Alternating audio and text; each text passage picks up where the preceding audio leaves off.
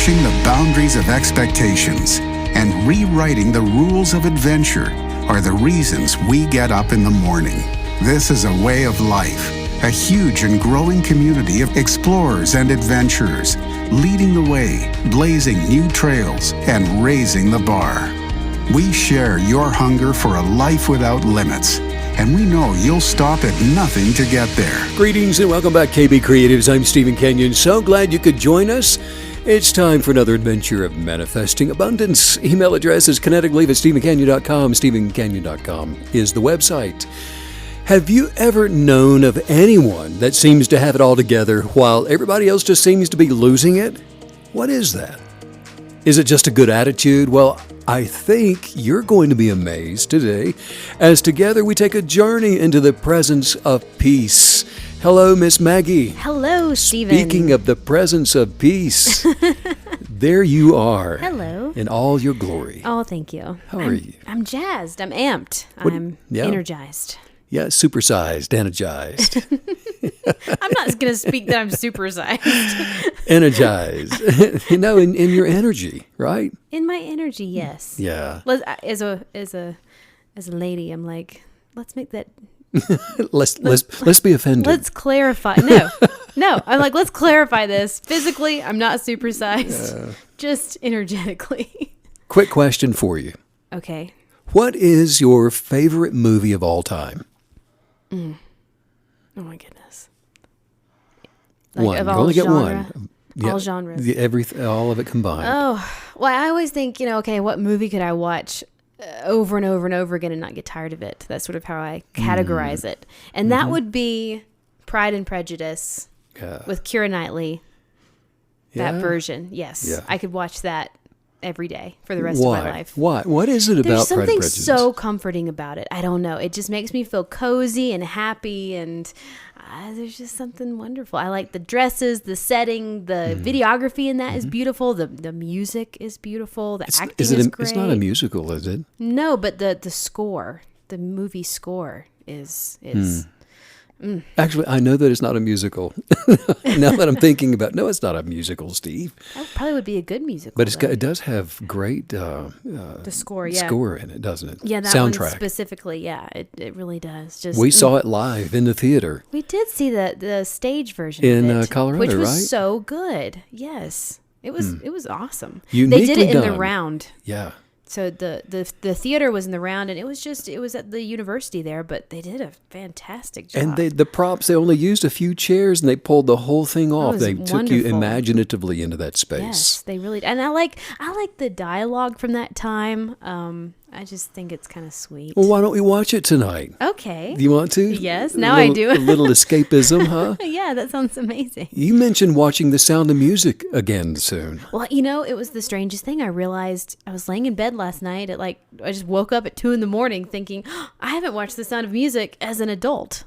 Get out. Yeah, I've only, the last time I watched it, I was probably 12. And, I have to say, though, I wore it out as a child. I mean, I probably still have it memorized because I watched it so much, but I haven't seen it as an adult, and I think that would be really cool. I think that's an interesting concept. A movie, anything really changes as we develop and mature and grow. So obviously your perspective watching The Sound of Music is going to be different now. Well, it was funny because what made me think of it was how when I was a kid watching it, I would always want to fast forward through the kissy stuff, hey, they're going to kiss. This is boring. No, I'm fast forwarding to the kissy stuff. Right. Yeah. I just like the children dancing and singing. And so I was like, oh gosh, they're kissing again. I was thinking how funny it would be to watch it now and enjoy. You are 16. Going on 7. That one. Yeah. You like that scene? I did like that scene. Yeah, that's a good scene. We'll have to watch that too. Yes. Maybe not tonight. No, we need multiple movie nights. That's a long movie, isn't it? Does it have an intermission in it? It does. It's 3 hours, has an intermission. I have to say, though, it's never felt long. I've never, when I was watching it, but I was fast forwarding through parts of it. So it's only 20 minutes long. Yeah, it's a quick movie. Oh, man. Okay, well, what's your favorite movie? Oh, boy. Well, I guess I deserve having it turned around on me. That is a great question. And I have to say, in thinking about my favorite movie, I'd probably have to, I don't know what that would be. It would be different if I chose it, whatever it is, to watch tonight. as compared to when I liked it when it was out. Does that make sense? You overanalyze. What? No way. Well, because when I watched The Wizard of Oz, for example, and the classic. first time I saw it, I think I was maybe 5 years old, 6 years old, something like that. Yeah. And it was so freaking good to my little soul and my imagination. I mean, I was so swept away by the characters in The Wizard of Oz that it had such a powerful impact on me at that age then that probably, if you measured it on the Richter scale of emotions, that would still be my favorite movie in the way that I reacted to it at the age of 6. Almost like a nostalgic.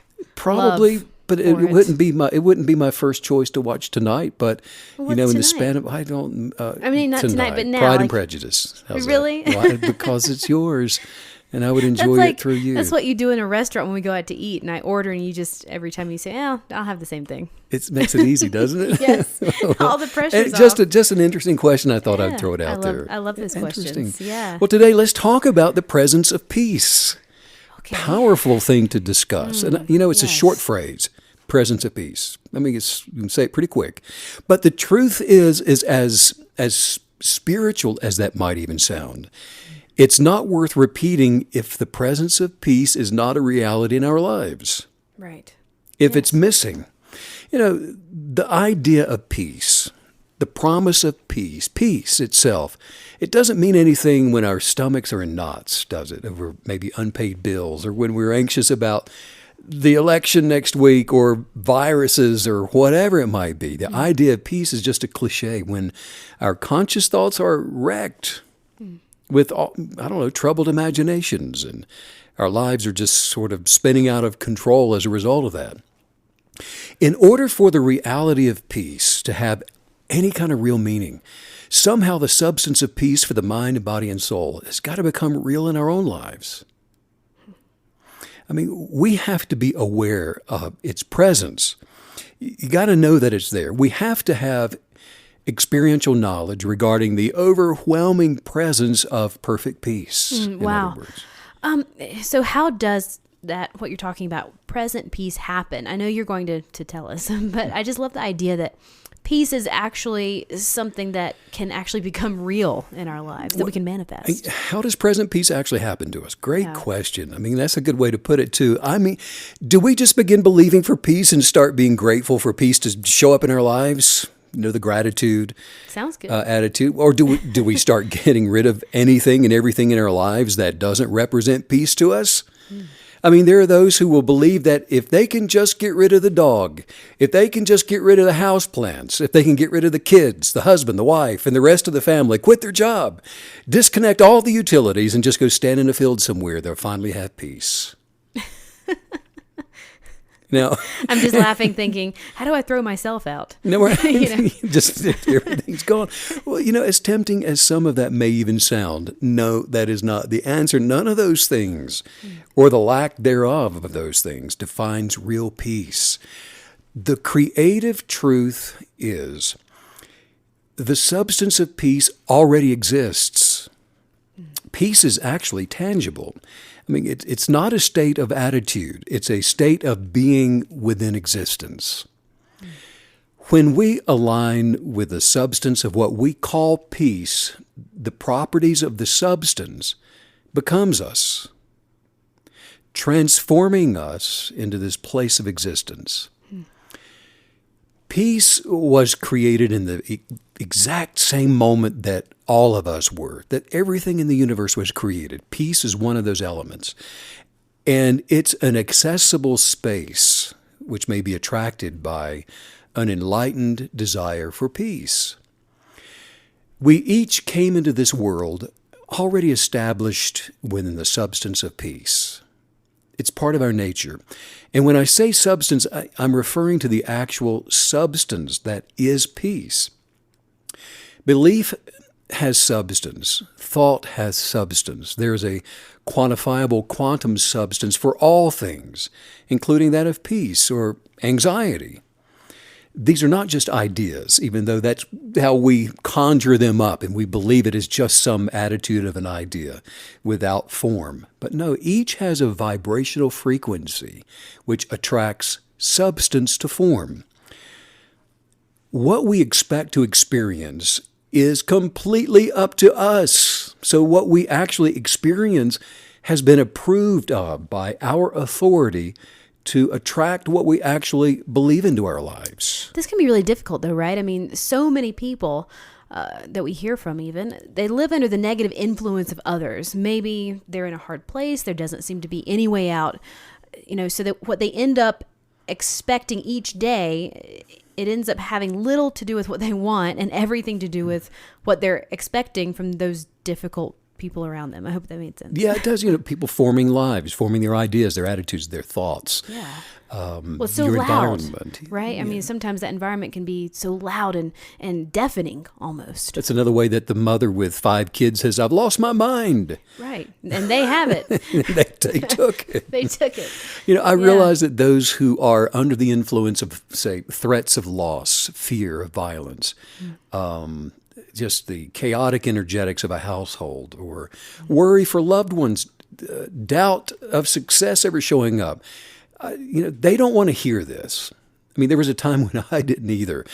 The egoistic self, look, it actually doesn't like to take responsibility for anything. Nothing's my fault. So it would rather stay home and just eat what it wants, sleep when it wants, have somebody take care of everything, and rub its pitiful little head and just say, there, honey. Now you just sit down and watch television and I'll take care of all your problems for you.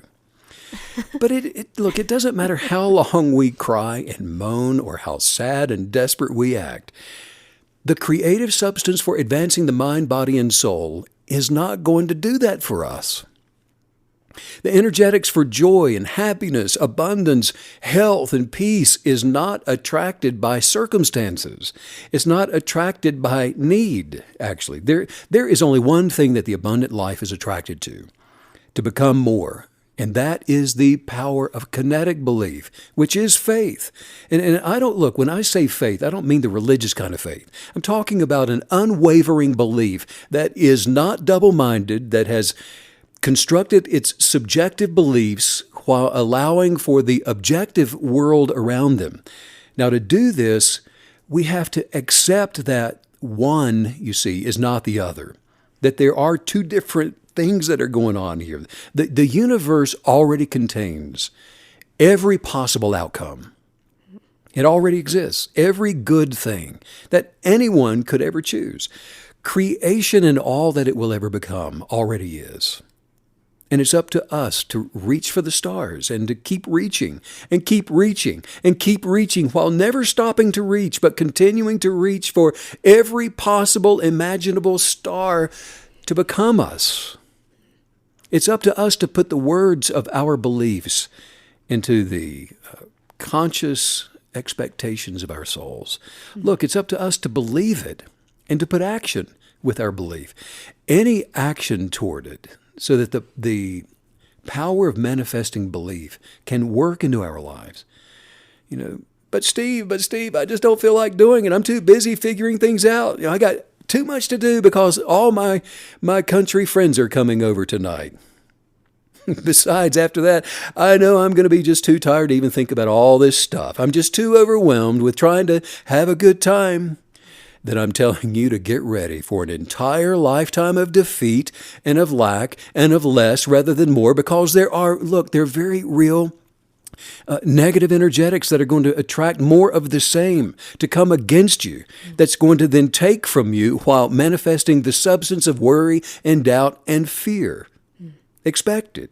So we really do have to do the action or the work of making these quality decisions. I mean, we can't just keep doing life the way we've always done it and expect those circumstances to change. That's exactly right. This is the effort of creation. We're building a blueprint for our beliefs to manifest. And without effort, defeat, lack, anxiety, doubt, depression, all of those things, which are the destructive opposite of the substance of peace, for example. All of those things are going to be attracted into our lives. And these things are the default for human existence. They are not the ambitions of life. but they're the default of decay. And the human being, while having this natural experience, can only sustain the containment for one or the other. In other words, peace and destruction cannot coexist. One is life and the other one is death.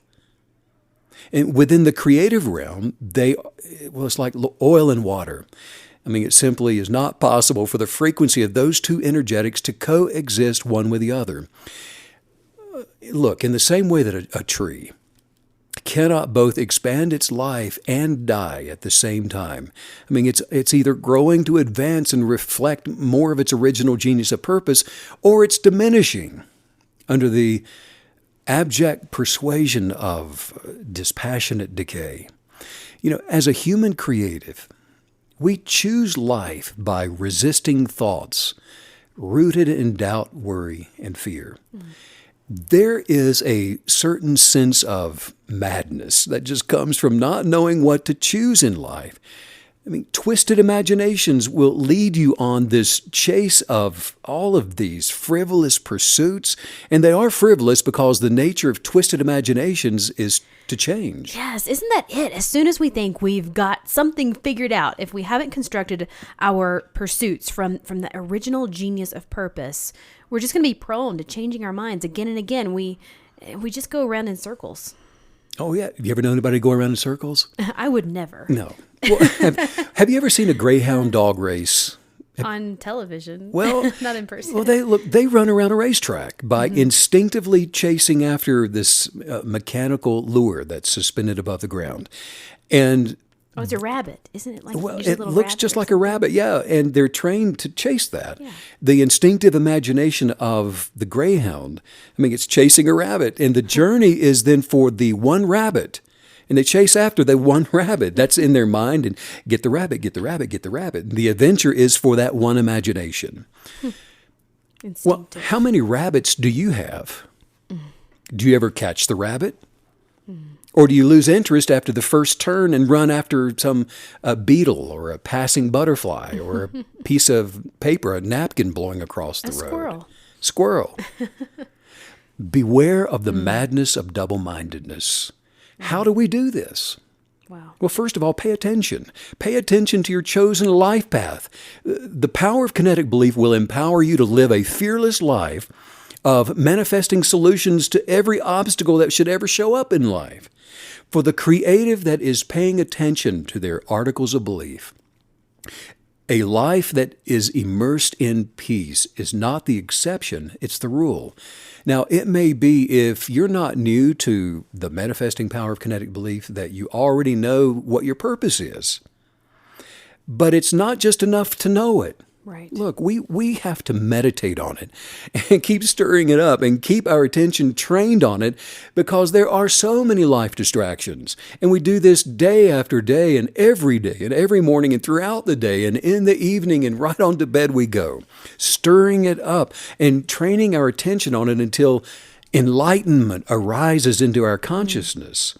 But it's then and only then that circumstances dynamically begin to change, and there's a manifestation that's taking place as the substance of change is being attracted into our lives, and real change is now forming in our lives. Look, giving daily attention to journaling the intimacy of self is a type of undivided attention, and it's not necessarily easy either, is it?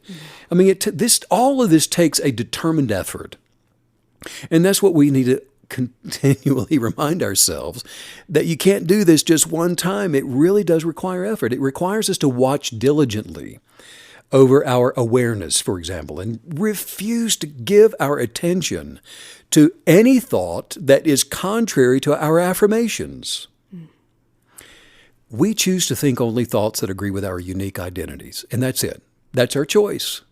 And we do this how? By casting down imaginations and everything that entices the false ego. And we do it by holding firm to consciousness that agrees with our original self. I can just hear somebody right now and they're thinking, my original self. what the heck? How do I know that?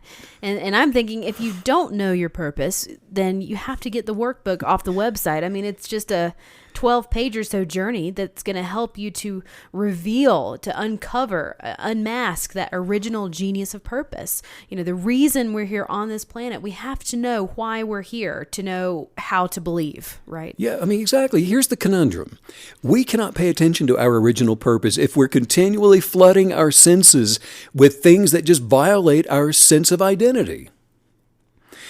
If it's owning a successful business, if it's having a great marriage, attracting lots of money, being healed of a disease, whatever it may be that aligns with the expression of your abundant life, once you have determined that mission within your soul, don't let anything disengage your kinetic beliefs for those things.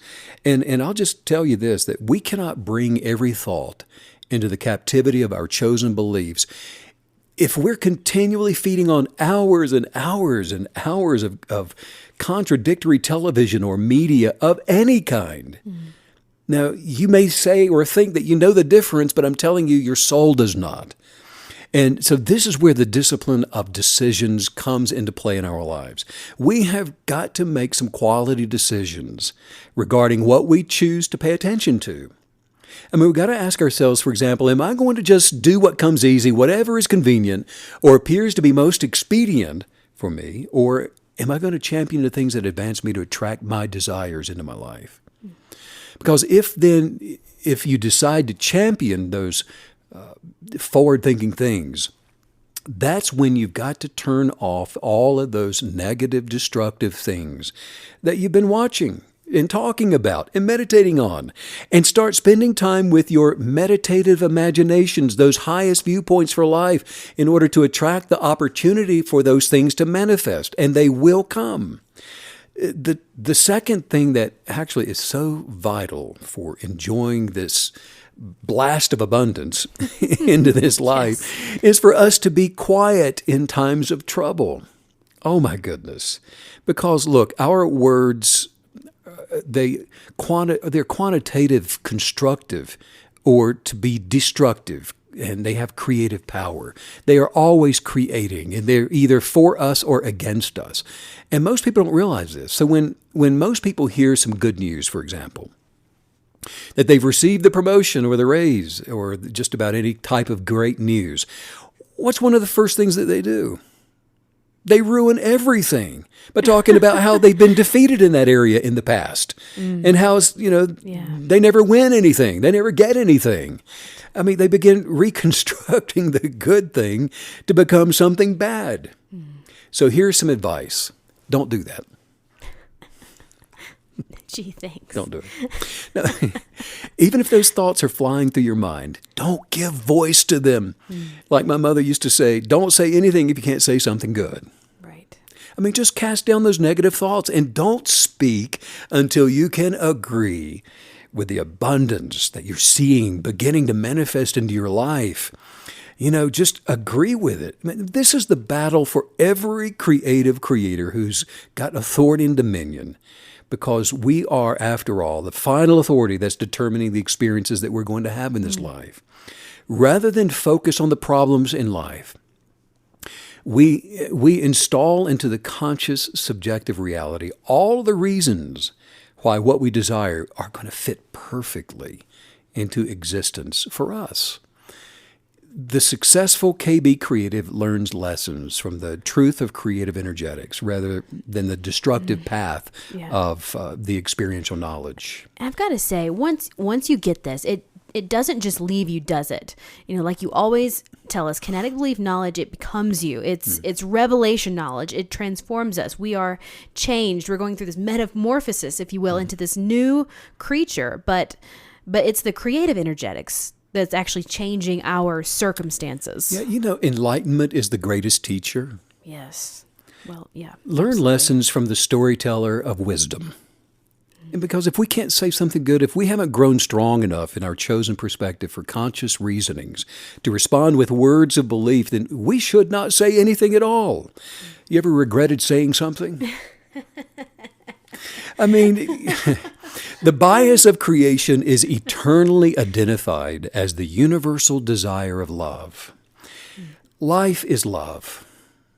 Growth and advancement is love. And all that favors the expansive display of love is light, the giving source of all things.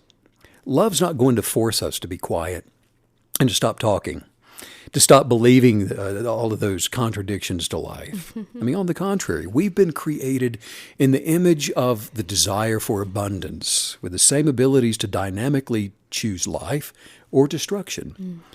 In the presence of now, we've been given choice.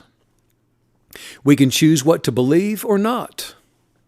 Somebody says, well, I don't believe that. Well, that's what you believe. Case in point. We cannot opt out of our nature to believe it or not. We come into the natural as believers. Everything is a belief. When we can choose to affirm our beliefs with gratitude or focus on our present circumstances, whatever they may be. We can choose to be quiet about those circumstances, or we can talk about how awful they are and how pitiful they are, how pitiful we are, and how nothing ever seems to work out. I mean, it's totally up to us. Yes.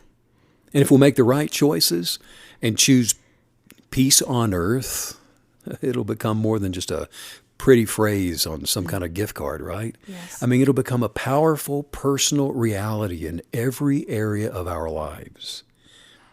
What's disrupting your peace right now in your life? Journal your chosen reality concerning your situation. And look, when you're tempted to say things like, I don't think I'm ever going to get everything done, or I just can't afford to buy what I need, stop yourself before you even start to say those things and replace them with the truth of what's possible. And say things like, I can do and have anything that I should choose to desire and receive into my life. I mean, it's always up to me.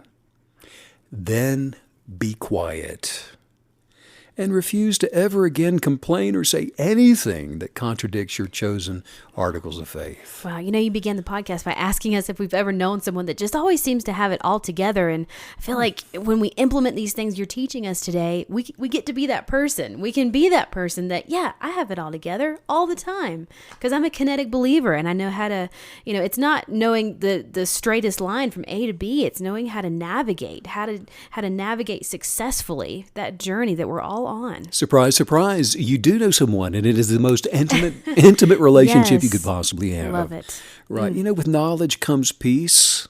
Yes. Here's the deal. Don't delay in your search for your genius of purpose anymore. Mark Twain said the two most important days in your life are the day you're born and the day you find out why. Absolutely. Yes. Why you're here. Why you're here. Let's work on some highest viewpoint. Yes, I'm ready. Affirmations. You ready to do this? Take it to the next level. Let's lay our hearts out here right now. Okay, you ready? Say, I am a river of peace. I am a river of peace. And well-being. And well-being. And my substance of peace. And my substance of peace. Is abundantly washing through me. Is abundantly washing through me. I unconditionally accept. I unconditionally accept. Love and celebrate myself. Love and celebrate myself. For who I am. For who I am. I recognize. And I am so grateful. And I'm so grateful. For the abundance that's constantly flowing into my life. For the abundance that's constantly flowing into my life. From my centered place of peace. From my centered place of peace. With every breath I take. With every breath I take. I'm aware of my sense of peace. I am aware of my sense of peace. And love. And love. I dwell in a state of peace. And I dwell in a state of peace. And love. And love. Because I am. Because I am. Peace and love. Peace and love. I exist as an island of calm. I exist as an island of calm. Even when I'm in a sea of chaos. Even in a sea of chaos. At this moment. Right now. All is well. All is well. I live with peace and serenity. I live with peace and serenity. For I am peace and serenity. For I am peace and serenity. I am so thankful and I appreciate all of the beauty. I am so thankful and I appreciate all of the beauty that surrounds me now. I embrace love. While letting go of fear. While letting go of doubt. And letting go of worry. And the substance of peace. Gently soothes with silence. It gently soothes with silence. balance. My mind, body, and soul. My mind, body, and soul. Wow, powerful podcast today. The presence of peace. I love it. If you want to check out the Genius of Purpose workbook, you can do that at StephenCanyon.com. It's just a few pages and it's downloadable. And you can also see the guided journal there. And we are adding new resources all through the month of November. So continue to check that out as well. Meg and I are sending out so much joy and love and happiness and peace, the presence of peace to all the KB creatives all around the world. I'm so grateful for each and every one of you and grateful for you, Stephen. And thanks as usual for all the wisdom. Bye.